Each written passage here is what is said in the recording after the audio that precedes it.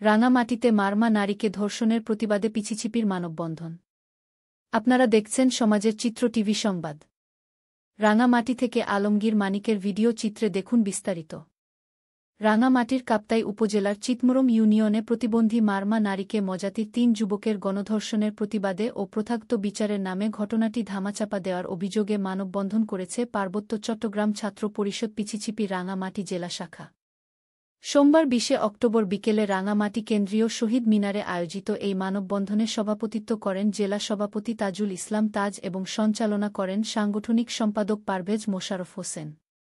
নেতৃবৃন্দ বলেন, ধর্ষণের শিকার নারী বর্তমানে ৫ মাসের অন্তঃসত্ত্বা হলেও অভিযুক্ত অনুচিং মারমা, কালা মারমা ও মং উ মারমার বিরুদ্ধে কোনো আইনগত ব্যবস্থা নেওয়া হয়নি।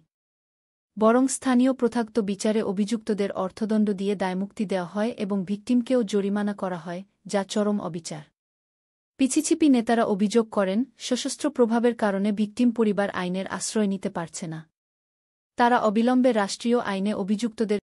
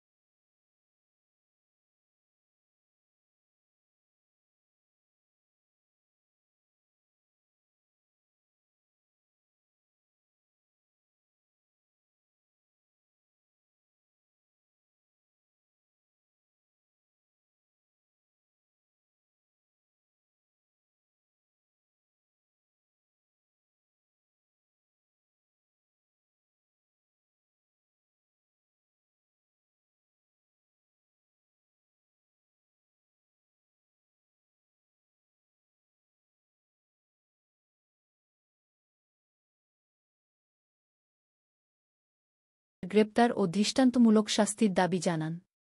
সমাজের চিত্র টিভি সংবাদের সাথে থাকার জন্য ধন্যবাদ।